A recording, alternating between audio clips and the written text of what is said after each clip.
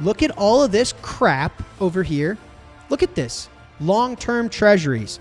That's what's funding my police workforce while I live in the murder capital of America. What the fuck? Why is that our savings account? Look at this crap. Look at here. Long-term treasuries, aggregate bonds, U.S. real estate. Sweet. Yes. Now teach my children how to become adults and protect me from crime. Unbelievable. Meanwhile, look at the only participant in the top right. The king. Lion of the jungle. You are not going to win, and you are not going to survive owning bonds and stocks. The 60-40 portfolio is dead. Absolutely dead. You have to find room for Bitcoin. And even Harvard agrees. I like this tweet. In 2018, Harvard says Bitcoin is more likely to hit $100 than 100K. In 2025, Harvard buys over $100 million worth of Bitcoin at over 100K. Everyone gets Bitcoin at the price they deserve. You've figured out that Bitcoin is the best money in human history to have ever existed, and you decided to allocate 1% of your time and energy, your effort, your labor, your future? Either you're an idiot or you're a liar, because you either don't understand Bitcoin and you're lying that you've spent the time that you do, or you're an idiot. The traditional model is broken beyond repair. The 60-40 portfolio, long the bedrock of retirement planning, is now dead. This isn't speculation, it's an observation of a system eating itself alive, with assets like bonds and commercial real estate in a death spiral. The crucial question is, what is the only way out? The analysis points to two recent monumental events as the shot heard round the world. First, Harvard's endowment making a 9-figure investment in Bitcoin, and second, new regulations opening 401ks to hard assets. These are not isolated trades. They are distress signals from the world's most sophisticated capital allocators, signaling a desperate structural flight from dying fiat assets into Bitcoin. Subscribe to Daily Bitcoin Trends for expert insights, real-time market updates, and proven crypto strategies. No hype, just smart analysis to help you make better decisions in crypto. What's the way out? What's the only way out? Let's go back to this. It's step 3 is the problem. The money they have is losing value. Listen, you cannot get out of this if you keep buying bonds. Like, the bonds are dead. The 60-40 portfolio is dead. These endowments, these pensions, these sovereigns, they have to start owning something else. This, I cannot overestimate how big of a deal it is that Harvard bought over $100 million worth of Bitcoin exposure. This is long-term capital preservation.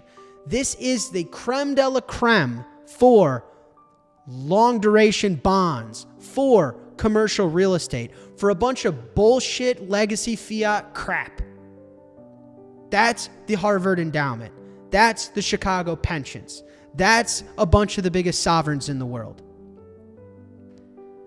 They can't live on bonds anymore. The largest cities in America are eroding. They're eating itself.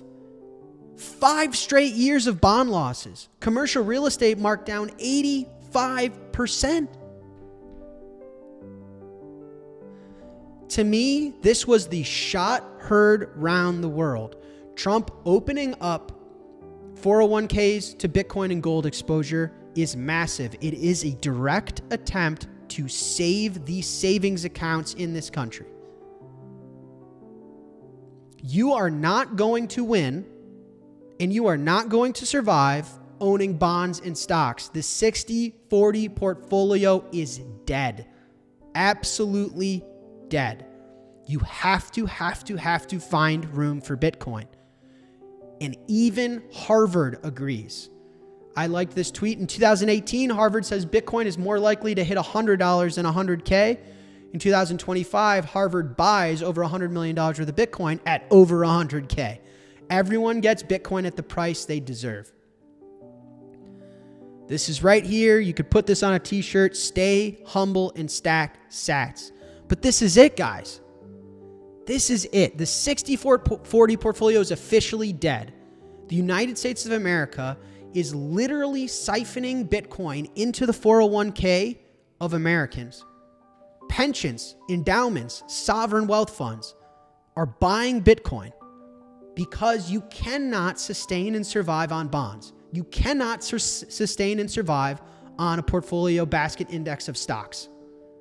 It's dead. And the magnitude of what this means for both Bitcoin and all of our future is profound.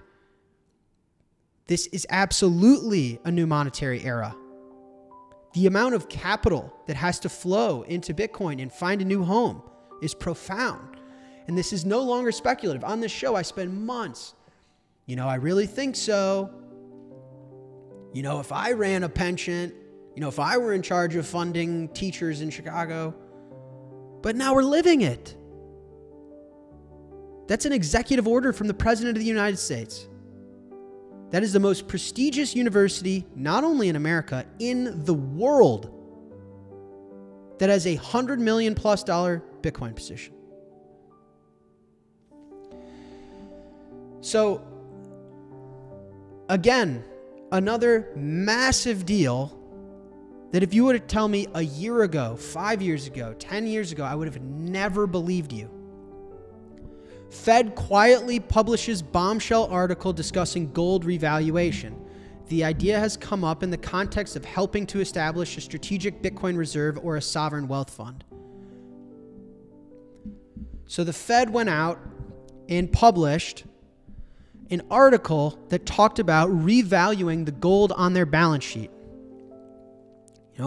Obviously with Bretton Woods, we marked gold at $35 an ounce. Gold is no longer $35 an ounce. The price, obviously, in the free market floats freely. The dollar has gotten debased, and the Fed specifically noted that revaluing the gold could be used to acquire Bitcoin or start a sovereign wealth fund for the United States. I think we've technically already started, but actually funding it with a significant amount of capital. I love this tweet from Luke Groman. Interesting timing and an admission. The US dollar has fallen from 1/42nd ounce to 1/3300th ounce of gold in the past 54 years, a compound annual growth rate of 8.4%, which, since everyone suddenly cares about economic data accuracy, is much higher than the official reported US inflation rate over the last 54 years. So here we have the Federal Reserve now saying, well, hold on a second. We've been marking gold incorrectly on our balance sheet. If we remarked it, we can stack some sats. Oh, and by the way, this is an admission that our ability to account for inflation has been blatantly wrong. 8.5% surely is a lot bigger than the 2% you scammers have been advertising to the American public and the global population for how many decades? And I've seen people reclip this. I don't know when I did this interview, but I've seen some reclippings of me saying this quote, and so I'll repeat it. When you understand Bitcoin, it's not 1% of your portfolio. I can't stand when people say, no, I totally get Bitcoin, and that's why I made a 1% allocation. It's like, excuse you? So let me get this straight. You figured out that Bitcoin is the best money in human history to have ever existed, and you decided to allocate 1% of your time and energy, your effort, your labor, your future?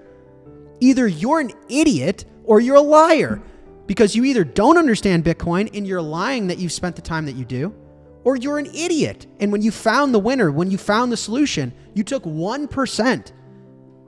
Why would I allocate 99% to the loser? Explain that to me, smart man. There is one winner. I don't know how else to show this in visual form. There is one thing in the top right. And that's how money competes. It's highly competitive. What's the best way for me to persist my time and energy? Period. And here's the deal. When I say the 60-40 portfolio is dead, I'm not just talking about bonds, and we've talked a lot about this on this show. Stocks are a scam. Equities have been a scam. The idea that they've been performant is just because we've been measuring in dollars. If you measured in gold, we've already lived through a Great Depression level of performance in the stock market. We've been over this on this show, so I'm not going to spend a lot of time on this topic, but look at this. Ouch. The S&P 493, that's the S&P 500, excluding the Magnificent Seven, is expected to deliver just 2 to 3% net income growth. By the way, guys, that's, again, you think you're outpacing inflation with that? Newsflash, you're not. In Q2, Q3, and Q4, that's slower than inflation, meaning most of the market is barely growing in real terms. Measured against this, U.S. equities are quite expensive. In other words, they're more garbage. Trump is opening up the 401k and saying, get these pieces of trash out of the populace's savings so that when the dollar gets debased and we reorder capital flows and get ourselves out of this mess, they actually own something real. People say, oh man, yeah, my stock portfolio is up. But weird. I have to downsize the size of my apartment. Weird. I have a smaller grocery budget. Weird. I can't afford vacation this year. But no, trust me, man. My fucking stock portfolio's booming. Are you an idiot? Are you an idiot? In real terms, stocks are getting murdered. If you want to buy stocks, just buy the Mag 7. That's the performance. The core of this argument is a brutal takedown of traditional assets when measured in real terms. The analysis posits that stocks are a scam for anyone seeking to preserve purchasing power. Outside of a handful of mega-cap tech companies, the vast majority of the S&P 500 fails to outpace true inflation, leaving investors nominally richer but functionally poorer. This is further validated by the Federal Reserve itself, which quietly published an article discussing the revaluation of its gold reserves, a tacit admission that its own inflation metrics are flawed and the dollar has been debased far more than advertised. The implication is profound. If the central bank is looking for a way to use hard assets to backstop its balance sheet and potentially acquire Bitcoin, it signals a complete loss of faith in its own product. Look at this graphic. S&P top and bottom performers. So the orange is the top 10. The red is the other 490. Okay? And the dotted line measures in real terms. Not any of that nominal garbage. Everything goes up in dollar terms. Everything. This microphone has gone up in dollar terms. This glass has gone up in dollar terms. My water bottle, I'm sure that this water costed $1 10 years ago, and today it costs $4. Wow, look at that performance. I should have invested in this water bottle. How about no? How about the dollar just sucks and gets debased, and fiat currency is a scam? How about that? So measuring things in real terms, you realize that not the majority, not some, 493 of the 500 companies in the S&P 500 do not perform in real terms. There's only a handful, like half a dozen companies that are actually outpacing inflation and delivering productive value to a portfolio. And of the S&P 500, exactly zero, where's my camera? Exactly zero, the number less than 1 and above -1, 0, are worth owning more than Bitcoin. Interesting timing and an admission, the US dollar has fallen from 1/42nd ounce to 1/3300th ounce of gold in the past 54 years, a compound annual growth rate of 8.4%, which, since everyone suddenly cares about economic data accuracy, is much higher than the official reported US inflation rate over the last 54 years. So here we have the Federal Reserve now saying, well, hold on a second. We've been marking gold incorrectly on our balance sheet. If we remarked it, we can stack some sats. Oh, and by the way, this is an admission that our ability to account for inflation has been blatantly wrong. 8.5% surely is a lot bigger than the 2% you scammers have been advertising to the American public and the global population for how many decades? Given this dire diagnosis, the conclusion presented is that Bitcoin is not just an alternative. It is the only logical solution. This analysis passionately rejects the idea of a timid 1% allocation, framing it as an intellectual absurdity. If you truly understand that Bitcoin is the best form of money in human history, a perfect vehicle for storing your time and energy, then allocating 99% of your capital to guaranteed losers is indefensible. Money is a competitive arena with one winner, and Bitcoin is engineered for that role. We are entering a new monetary era where trillions of dollars from pensions, endowments, and retirement accounts have no other viable place to go. This is no longer a speculative bet. It's the beginning of a mandatory, multi-decade capital migration into the world's only true store of value.